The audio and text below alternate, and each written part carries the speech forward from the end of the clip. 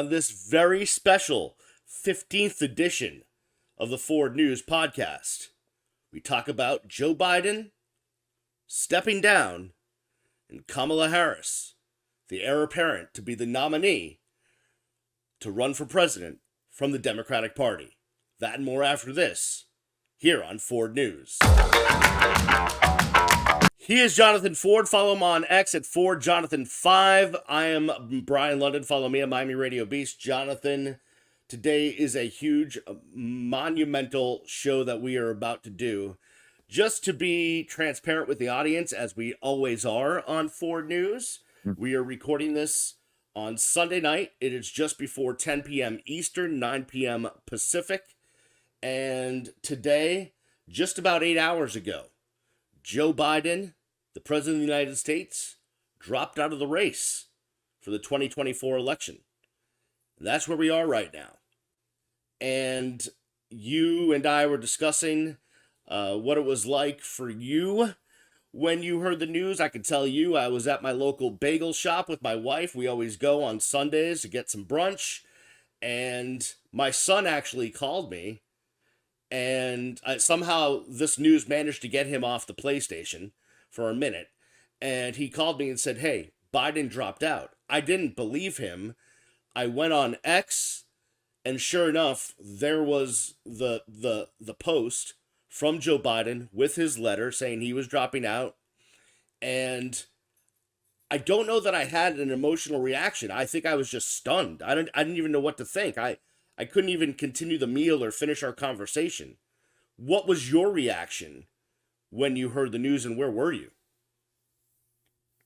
I was at home when I first seen the news come across X, and at first, to be frank, I was quite pissed that because my first notion or thought process was, how could the Democratic Party force out one of the most productive legislative presidents in my lifetime out of a race that he did nothing to lose. His 3.5 years has been built on policies that were set to win. And it's just unfortunate that even on my X post, I believe that the one thing that didn't give President Biden the right to have a chance to win or lose this election was father time. And just, I believe, age was catching up to him faster than all of us thought. And yeah, and then I kind of got heartbroken over it a little bit, and sad for him, just because of all the heartbreak he has endured through his life. I started thinking about his wife and his daughter, and then his son Bo, and then his son Hunter, and then his wife, current wife, Dr. Joe Biden, the First Lady, and what they must be going through. And then I kind of changed my focus on, so who and what is going to be the reaction of the Democratic Party?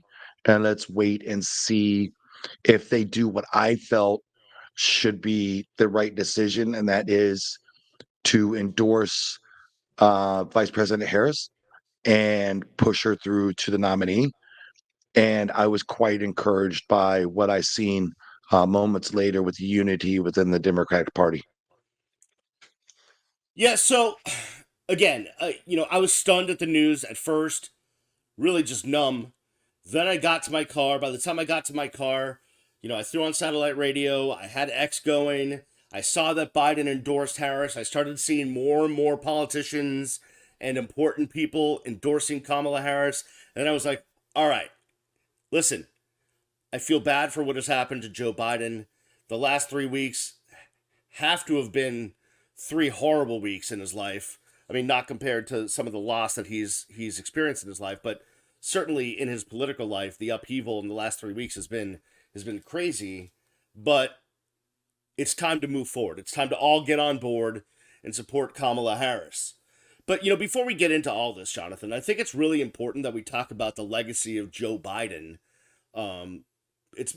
this will end up being a transitional presidency and a transformational presidency to go from where we were in 2020 with the pandemic and everything else that the former guy did to this country to go to where we are now with the economy being the world's leading economy to all of the great things that President Biden has done in every facet of this country has been unbelievable, and I think we need to discuss that. I think we cannot move forward without giving our due to President Biden. Yeah, not only as a senator, where he was one of the youngest senators ever elected, I believe, at age 29, and then served all the way up until he was obviously um, uh, vice president for President Obama, and then obviously the nominee for the Democratic Party in the 2020 election, where he went on to beat Donald Trump pretty handily in the popular vote, receiving more votes than any presidential nominee in the history of our country at 81 million votes, and then continued to move forward and passed some of the most aggressive and progressive legislations in our lifetime. And some of this passed outside of the Democratic Party having the control of the House, which shows that the political genius of President Biden to reach across the aisle and to get even the Republican Party to agree to bipartisan infrastructure deal, uh, PACT Act, Signs and Chip Act, just to name some of the major legislation that he was able to get passed through his presidency. But the one thing that also we have to remember President Biden for is what his son said in a statement today is basically that Joe Biden, the politician, was the same Joe Biden that we got at home, that he was showed empathy and compassion, and he absorbed the heartbreak of millions of people throughout the United States, and that he just wishes that everybody would reach out and thank his father for the career that he had and love him for the father that he is and continues to be. And it's kind of crazy that we're talking in this type of form because it almost feels like not only is a career politician's career ending, but it's almost like a bigger purpose is ending as well for Biden. It's almost like a funeral within the Democratic Party is happening because of somebody that's been a part of our lives and a part of the political party for so long is no longer going to be the leader or a major figure inside of it. Yeah, but if you look at that, I see where you're going with that, and it does. It almost feels like a funeral before while someone is still living, right? And actually, that's a good topic. I've listened to some talk shows on this and some podcasts on this that wouldn't kind of the greatest thing to be is to be alive while still getting your kudos and hearing your eulogy and having everyone that's been a part of your life give you your due while you're still alive, because oftentimes that does not happen until you're gone, right? And then you're not on this plane anymore to witness it. So Joe Biden, obviously it's a sad day for him. The realization that he just is can't get it done when it comes to running for reelection. It feels like Kamala can do a better job of running against Trump. That has to be a sad realization. But also, I can't imagine the amount of phone calls and texts and notes and posts and all of that are coming in to thank Joe Biden, not only for the last 4 years, but also his time as vice president for Barack Obama, his time before that in the Senate, going back, as you said, um, to when he was 29 years old. We're talking about more than 50 years of his life has been dedicated to public service in this Mhm. country. And there was times when he was in the Senate when he may have been on the wrong side of an issue, or said, he's often had vocal gaffes and all this stuff. But I think what I've seen tonight, and you even see it from people on the Republican side, you look at the statement that Mitt Romney put out, that people respect and have a lot of love for Joe Biden. That he is, without a doubt, unless you're talking to the cultists on Earth 2, he is a good guy. He is a good man. And there's something to be said for that, because there's a lot of people in the political world that don't get called good when they're done. Yeah, and let's not mention just how selfless this act was that President Biden just did. He basically asked advisors to bring him certain polling and what the current path looked like if he continued to run for the presidency. And it appears by all reports that they were open and honest with him that the donations were drying up. It appeared Vice President Harris was doing better than what he was in polling. And they basically went that night and decided to sleep on it and come to a conclusion the following day. And Biden, like his total life, put the country ahead of his own self and his own political agenda, and realized that the best thing for the country and for democracy and for the Democratic Party was for him to do exactly what he always intended to do, and that was to make way for younger leadership and somebody that's up and coming. And I am just thankful that a person like him would do that and then turn around and nominate potentially the first um, Black woman president in our history. And that just shows with the diversity in his group and in his administration, and also who he nominated for the Supreme Court, that he is a decent person and he's always going to put himself second to the country.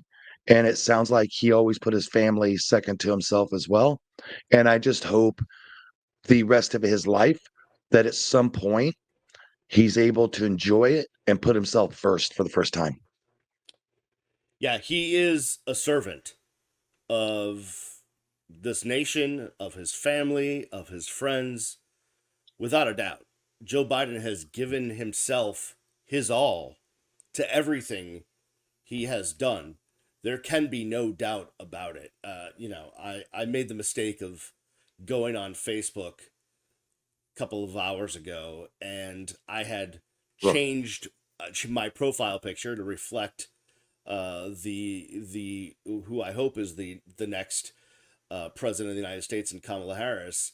And the vitriol that was coming out was just unhinged and no basis in fact. And if here on Earth One, Joe Biden is just a respected man. There's a lot of people that may disagree with his politics, right? There's a lot of people that may disagree with the legislation he tried to get passed, or what he wanted to do, or his plan, all of that stuff. But anyone who lives on this planet knows that he is a good man. And I think that is what we need to say tonight. We need to talk about what happened at the Republican National Convention, with one of the worst political speeches I've ever seen in my lifetime, horrific. um, and how that may have factored in to things. We need to talk about the politics of this, and then later on in the show, we need to do a Ford fact check and let everyone know that maybe just stumbled upon the show and is not that political or what have you. Who is Kamala Harris? We need to get to that as well. We will do all of that on this very important night, on this very important show. We'll do it on the other side, right here on Ford News. Welcome back to this hugely important episode of Ford News. He is Johnathan Ford. Follow him on X at FordJohnathan5. I'm Brian London. Follow me at MiamiRadioBeast. We are recording this Sunday night, July 21st. It is just after 10 p.m. Eastern, and just about 8+ hours ago, Joe Biden said that he will not be running for re-election in 2024. All signs are pointing to Kamala Harris to be the nominee. We will discuss all of that and more coming up. Johnathan, I wanted to get in just to some of the subjects that we've been talking about during the breaks and before the show. Let's first talk about how this all went down. The New York Times, just about a half an hour ago, did release a story where they pretty much go into detail about this. But it started on yesterday, Saturday, July 20th, where Joe Biden called up two of his closest advisors that have been with him the longest. These are the two guys that make it happen in the Biden administration. They are Steve Ricchetti and Mike Donnellan. And he called them over to the house over at Rehoboth, where he is isolating with COVID. And they were evidently socially distanced, so that's okay.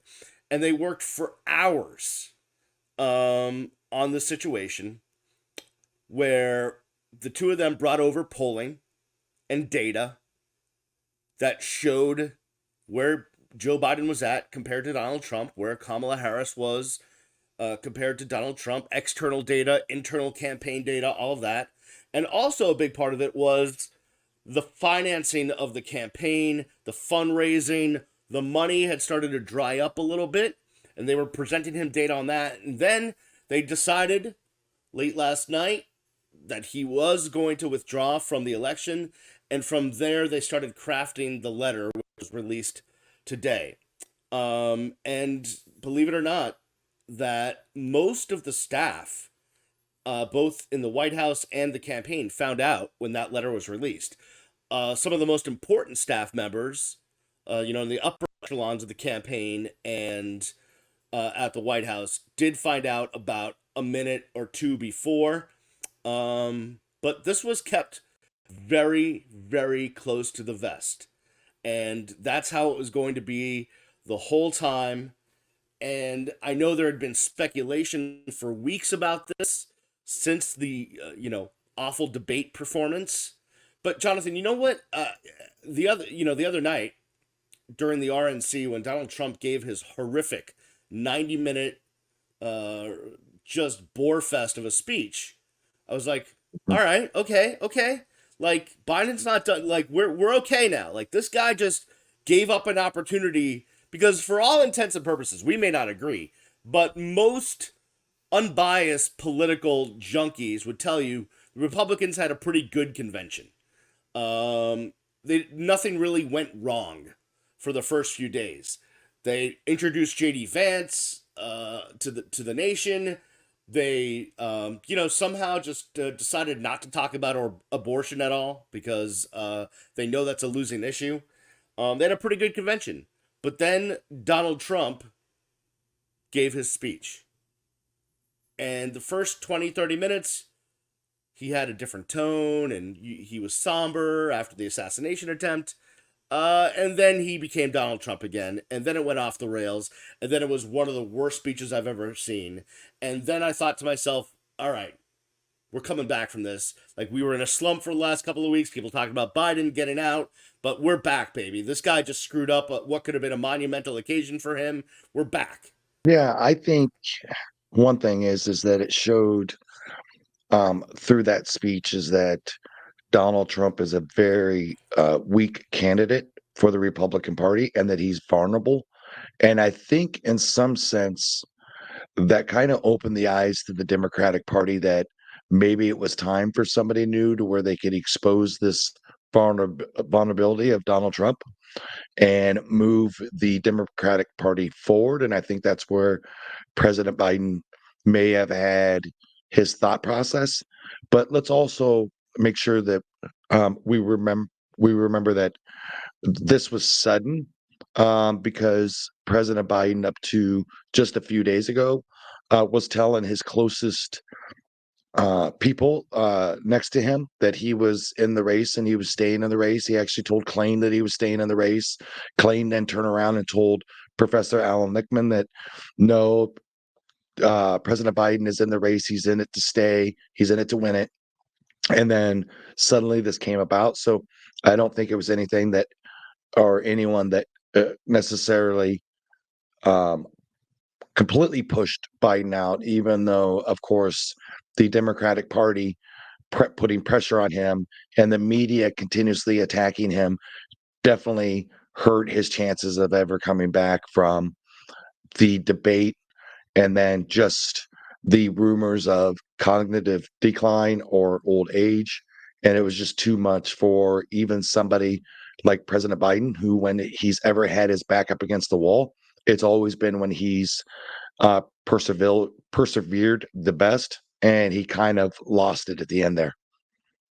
You know, we can have this debate, and maybe we will at another time. I don't think today is the day for it, but in hindsight, there's going to be questions asked. Was it the media that, and their reporting and their angles that got Joe Biden out of the race, or was it the Democratic Party and just the avalanche of people from all across the party that were coming out with public statements saying Joe Biden should step aside? And it's crazy to think that this all started with George Clooney, by the way. But that's where we are in Yeah. 2024. You know, was it the media or was it the party?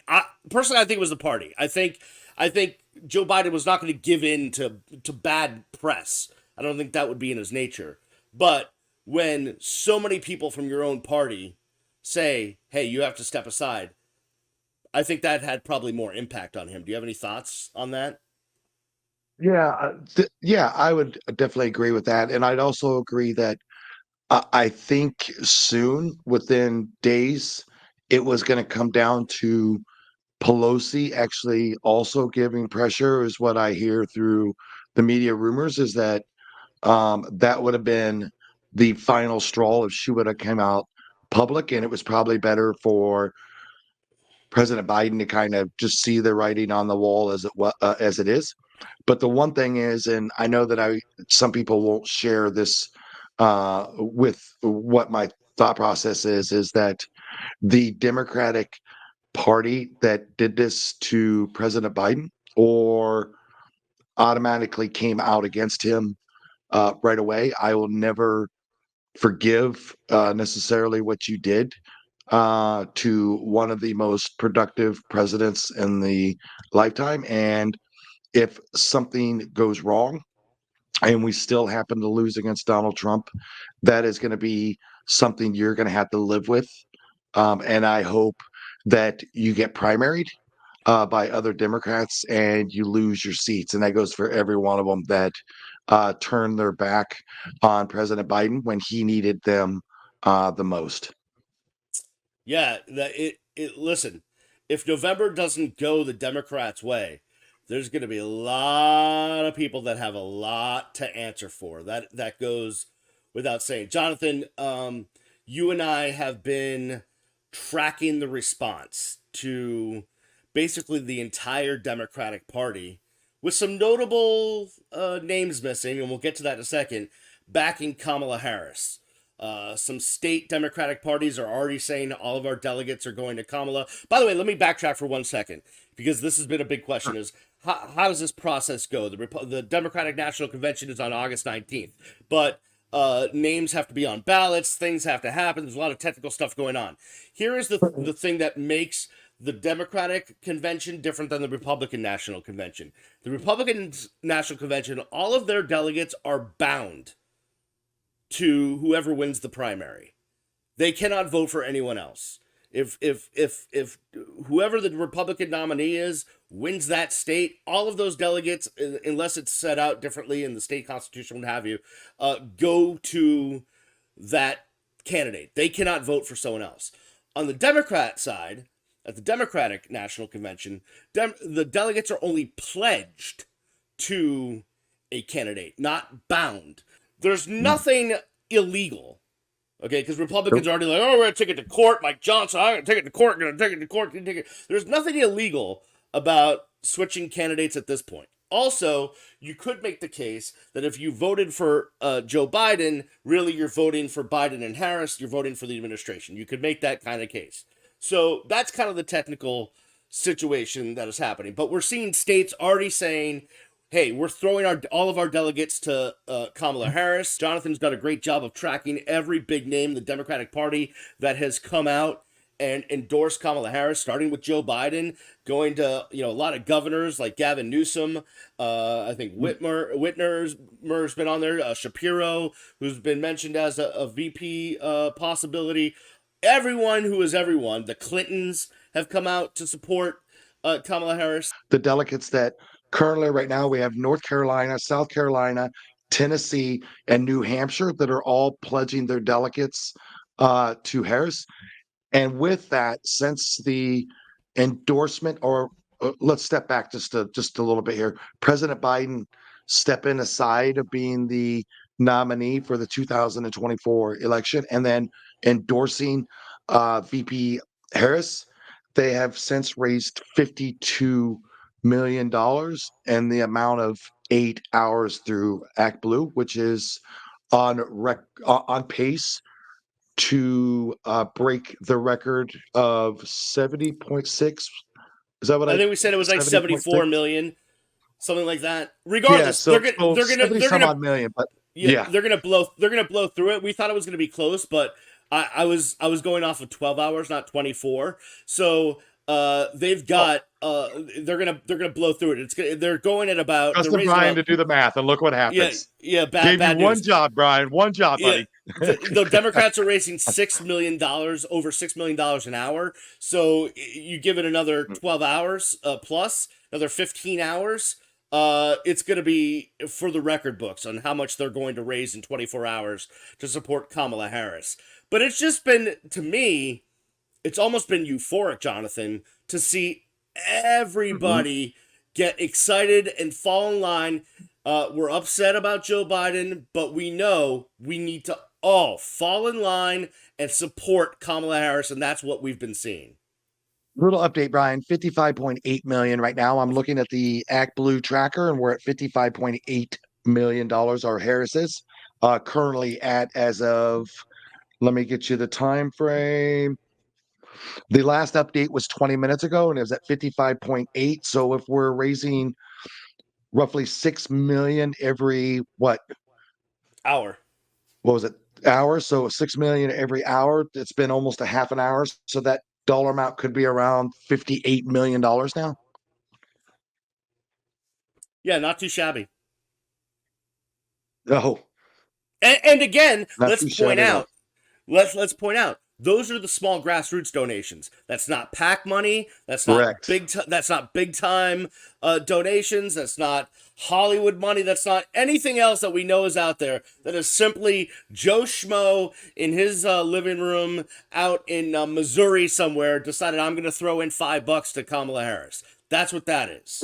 Yeah, that's not counting the $123 million that was held up and Right. PAC money and super donors that will eventually go to what it appears to be will go to Harris, right along with the $58 million right now, which means in a 24 hours, if you go off of, I mean, she relatively could end up with $250 million in her purse per se or wallet after 24 hours of basically bidding in as the potential nominee for the Democratic Party, along with hundreds of endorsements. I mean, I was trying to track them and it just got so confusing to where I just literally just went after the major ones because it's everybody, it's every pack, it's every caucus, The it's SEIU, the every big unions, everybody. yeah. Even Nikki Haley's super PAC um, had come out and stated that they are now going to endorse VP Harris and are actually going to raise money to potentially get her to the next step, which is hopefully President of the United States. Just to put everything um, into focus. The night or the day after Trump was convicted of the 34 felony counts, the Republican Party and Donald Trump uh, boasted and made headlines about all of the money they raised after the guilty verdict. It was 34.8 million. We are 25 million beyond that already. And the refreshing part is that while I was telling you even before we got on here that it was kind of like a bad day to start off with, it was kind of just like um, depressing, or it was just like, what now? And it's kind of refreshing now just to kind of see what we were asking for with President Biden as far as the unity and the even not just with elected officials or donors, but if you go on X, you could just see an overwhelming amount of support for Harris. And I think it's kind of refreshing to know that um, regardless of the bad insight or what happened to President Biden, I feel like we're a little bit stronger right now than what we were even 24 hours ago.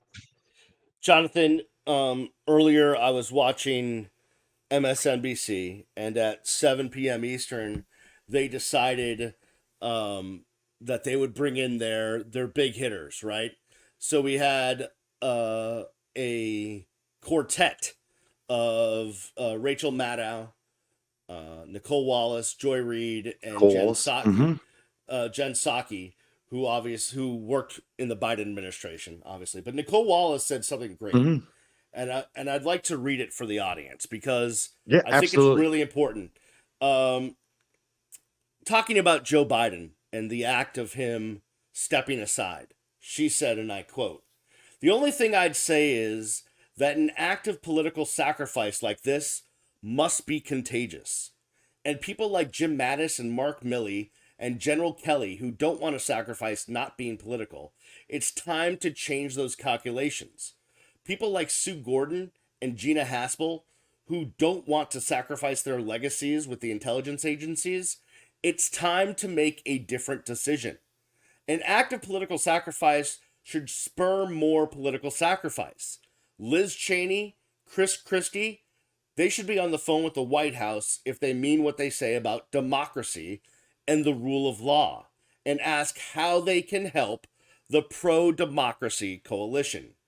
And an act of sacrifice, like what Joe Biden did today, should put in motion many more high profile acts of sacrifice. Jonathan, we've been talking about it since we started this podcast. Democracy is on the line in November.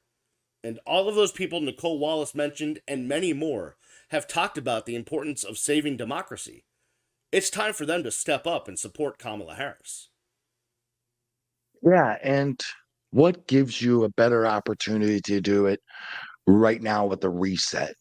And with everybody talking so strongly about or against Project 2025 and Donald Trump, and with his rhetoric that hasn't changed in his uh, violence and his attacks on his political opponents, or even on Speaker Nancy Pelosi, it's time for everyone that has a platform or a voice to finally say enough is enough and grow his spine and come out against Donald Trump, regardless of your political affiliation, regardless of what it could do to your political career or any type of career that you possibly have, whether it's journalistic or not, and say, this isn't normal. It's never been normal. And now is the time to get behind Harris. And speaking of getting behind Harris, we'll just give you a little bit of a breaking news right now. Louisiana has now pledged all their delegates to Harris. So that is now a total of 5 states that she has now received the delegates or pledged delegates to move forward. And I think Nicole Wallace, as proud as I am as her as a journalist and a reporter, listening to her and reading the statement was one of the proudest moments that I've had from any type of media outlet in a long time. Yeah, no doubt about it. So more and more states, Democratic parties are throwing their delegates behind Kamala Harris as we record this podcast. Wednesday, which would be the 24th, is the day by which Democratic leaders say that all of the delegates will be firmly behind Kamala Harris. That means they can go into a convention and properly nominate her. We will tell you about the Vice President, Kamala Harris, when we do our Ford fact check right after this on Ford News. All right, Jonathan, for those people out there that aren't as familiar with the bio of our current Vice President and hopefully future President, Kamala Harris, what do we got? Well, what we have is, let's just start off with this. She's very charismatic. She's very smart. She's Of intelligent. She's course. well thought out. And she is, what I have all understanding about her is that she has a likable factor to her.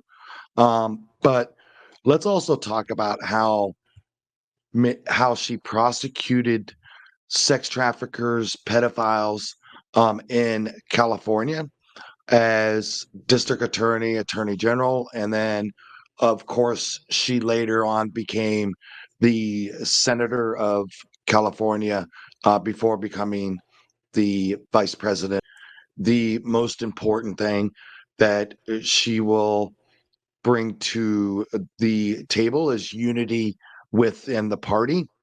I think she will bring much needed charisma and energy to the party that has been kind of stagnant over the past month, just with the complete battling back and forth between one Democrat representative to the next on whether President Biden should stay in or not. But she has definitely proven throughout her career that she's quite capable and smart enough to be president of the United States. And let's not forget that the reason why President Biden selected her, it's because he had already felt that if something had happened on day one, if he would have dropped off, that Harris would have been ready and able to take over as president of the United States. Yeah, Kamala Harris, extremely impressive. She was an outstanding prosecutor Yes.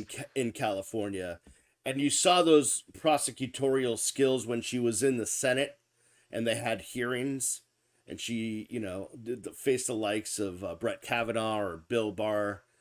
Has no fear when it comes to asking the tough questions and getting to the bottom of something. Great prosecutor, extremely intelligent. Now, I will say this: I think you would be hard pressed to find a political analyst that didn't tell you that the Biden administration pretty much misused Vice President Harris early on in the Biden administration. I think they kind of gave her a portfolio that kept her out of the limelight a little bit.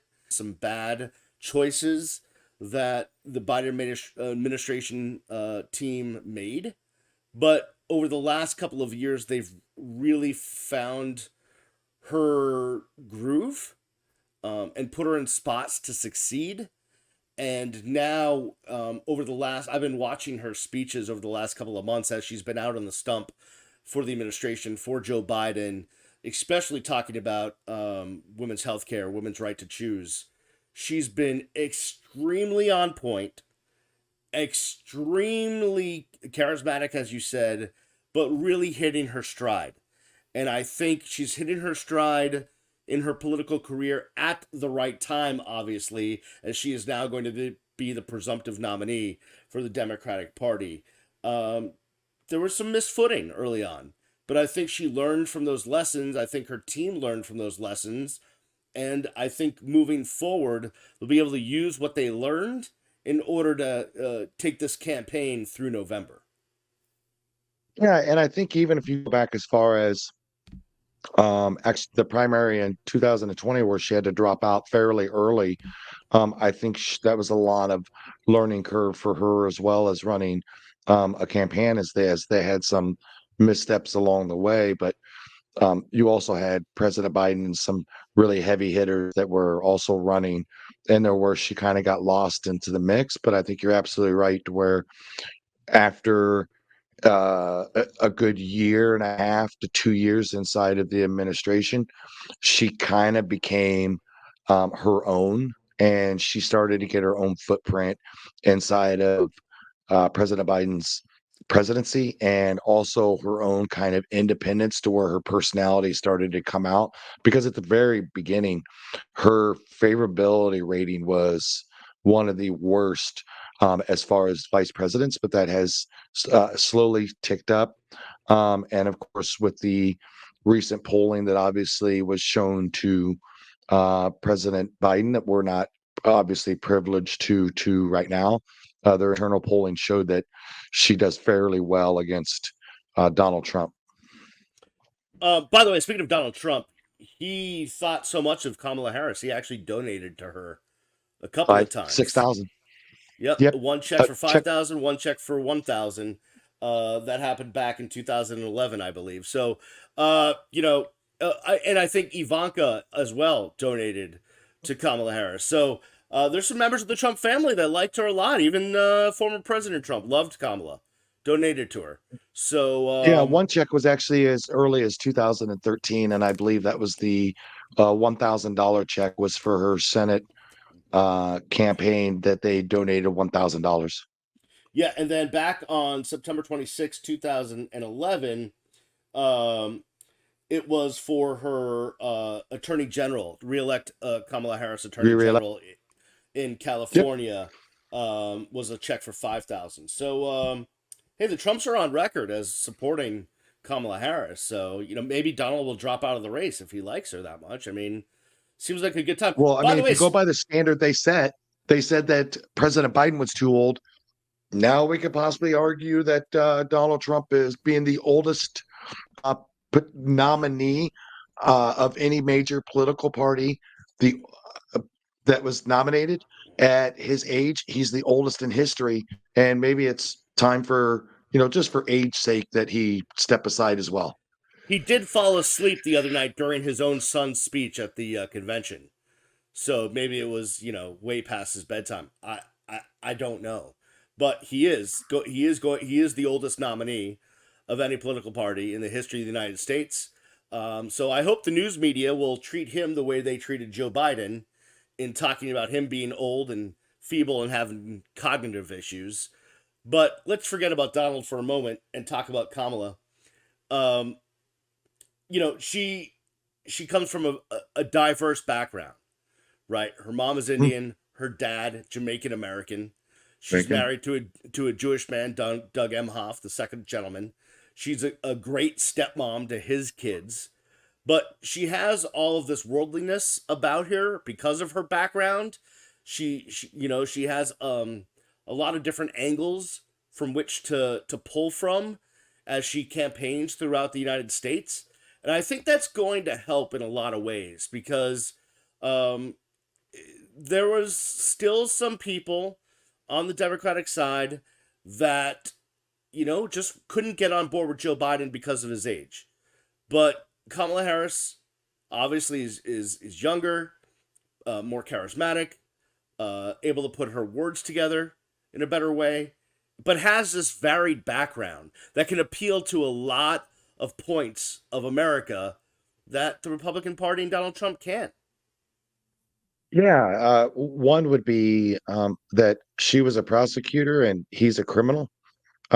So it Yeah, like I basically can't wait for the shirt that says Harris. prosecutor, felon. Yeah. Yeah, I mean Harris potentially could have been a prosecutor that would try one of Donald Trump's numerous crimes and ones that he's been found guilty of. And yeah, I couldn't even believe that she was, uh, even though she's much younger than Donald Trump at 59, she, in my opinion, does not look 59. She looks even younger than what I appear to look. Yeah. And her energy level actually kind of gives off that type of vibe as well.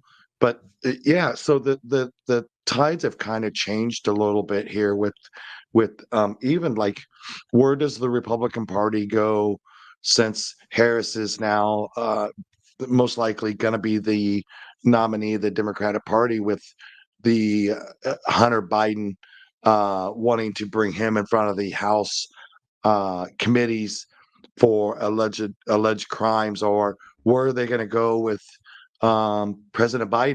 Right now, I'm just extremely encouraged with what I'm seeing with Harris, and also with the unity with just the Biden campaign, who has come out and just basically said we're ready to serve Harris in any way that we possibly can and keep the grassroots moving in full force so she's elected president in 2024. So, Jonathan, I know you're tracking the money and it keeps going up. I'm looking at only one stat, and I think it's really the most important stat of the night. Okay, I'm being a bit facetious. But, your favorite singer, Charlie XCX, sent out a tweet that said, Dear God. Kamala is brat. Now, I know who Charlie XCX is because I do listen to some popular music, but I have a 16 and a half year old son that is here to translate for me. So, brat is good. But the key stat is that tweet has been seen by 7 million people. So, you want to talk about impact. That's Okay, impactful. I thought you were going to ask a question because I spent literally 20 minutes of my life I know. trying to understand what the whole brat thing meant. Like, to me, brat means brat. No, no. Apparently that doesn't mean brat Trust anymore. me. And When it goes to pop culture, I'm not going to ask you a question nor about sports dude, unless it like cap unless it's apparently Caitlin doesn't mean Clark. bottle cap anymore. And No, no, no, no, FR means for real, for no. real. Like Yep, yep. I literally was asking and people were giving me answers, and I'm like, well, who's Julia Queen?